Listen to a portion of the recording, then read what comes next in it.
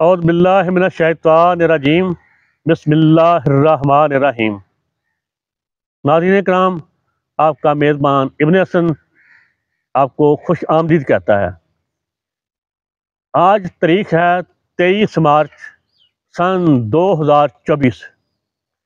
آج سے تقریباً 84 سال پہلے لاہور منٹو پارک میں قرارداد پاکستان منظور ہوئی تھی۔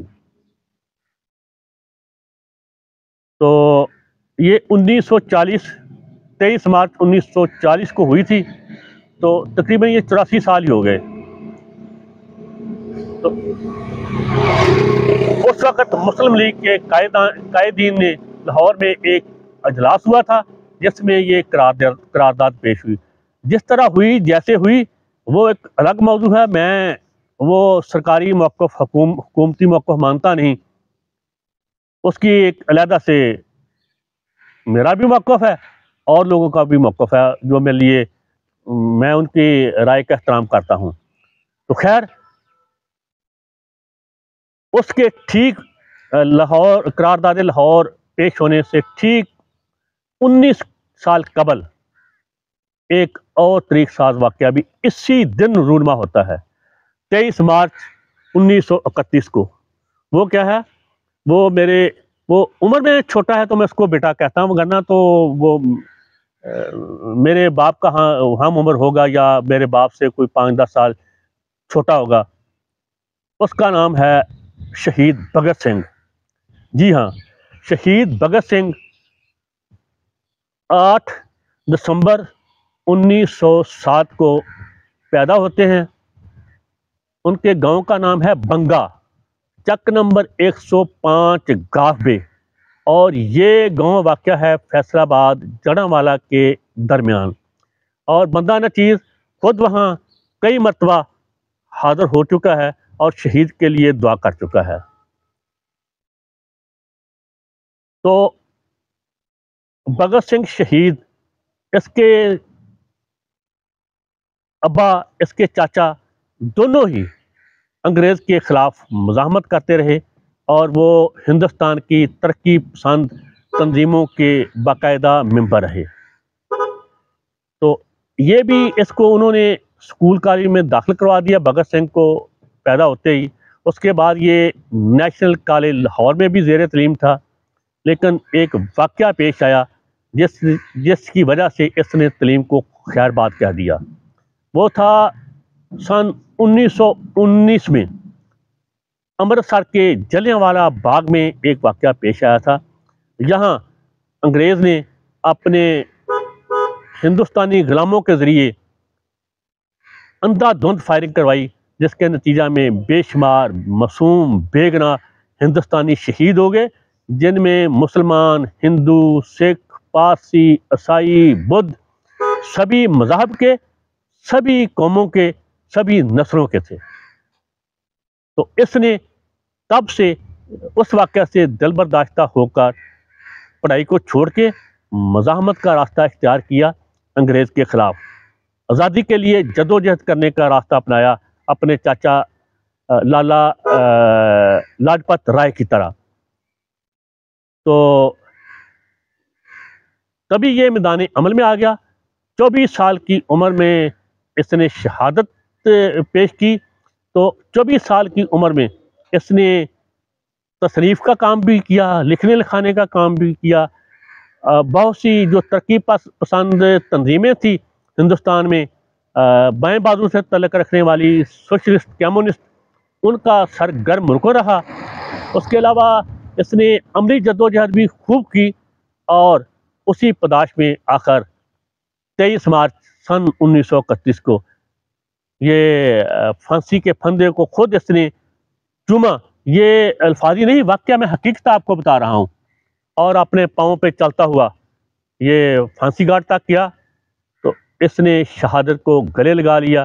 اس نے اپنی ذات کے لیے یہ جدوجہد نہیں کر رہا تھا، اپنے خاندان کے لیے نہیں کر رہا تھا، سکھ کمیونٹی کے لیے نہیں کر رہا تھا، یہ سندھو جٹ تھا تو یہ سندھو جٹوں کے لیے نہیں کر رہا تھا، یا تمام جٹوں کے لیے نہیں کر رہا تھا۔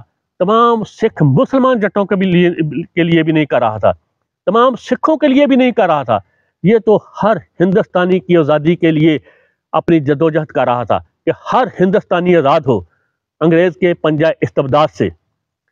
تو یہ میرا ہی نہیں، تمام برصغیر کے باشندوں کا ہیرو ہے بھگت سنگھ شہید۔ تو اس کی تھوڑی سی میں آپ کو ہسٹری بتا دوں۔ دہلی میں اسمبلی کا اجلاس جاری تھا، اس نے اپنے ساتھی کے ساتھ وہاں کریکر حملہ کیا گرنیڈ کے ساتھ، جس میں کوئی ہلاک نہیں ہوا، جس کی تلاش میں اسے گرفتار کر لیا گیا۔ گرفتاری کے بعد اس کی ضمانت ہوگی۔ اس کے بعد ایک سائمن کمیشن تھا جو یہاں نئی حکومتوں کے حوالے سے جائزہ لینے آیا تھا۔ اسے سائمن کمیشن اس لیے کہتے ہیں کہ اس کمیشن کا سربراہ سائمن تھا برطانوی۔ جب وہ 1928 کو لاہور میں آئے تو وہ ٹرین کے ذریعے آیا تھا، تو اسٹیشن پہ بہت زیادہ انہوں نے احتجاج کیا، جس کے نتیجے میں پولیس نے بے شمار بے پناہ اندھا دھند لاٹھی چارج کیا اور بے پناہ تشدد کیا، جس کے نتیجے میں اس کی تنظیم کا لالا لاجپت رائے شدید زخمی ہوا، وہ اس کے نتیجے میں زخموں کی تاب نہ لاتے ہوئے شہید ہو گیا۔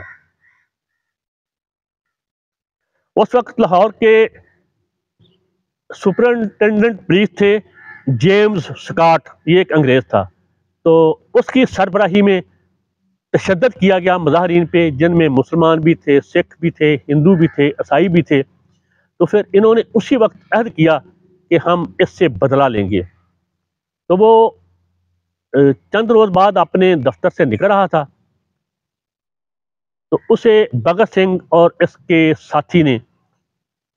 ساتھی کا نام تھا شیو رام راج گرو، انہوں نے اسے گولی مار کر جہنم واصل کر دیا۔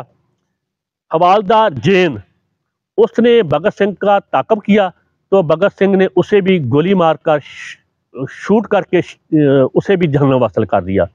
اس کے بعد یہ پولیس کا تن آیا، روپوش ہو گیا۔ ایک دن لاہور کی انتظامیہ نے لاہور کی ایک بلڈنگ پہ چھاپا مارا، جس کا میں نام بھول گیا ہوں۔ وہاں پر تمام انقلابی اکٹھے تھے، جاسوسی مخبری پہ ان کو قید کر لیا گیا، اور جس کے نتیجے میں بھگت سنگھ اور اس کے دو ساتھی راج گرو اور سکھ دیو، وہ بھی شامل تھے۔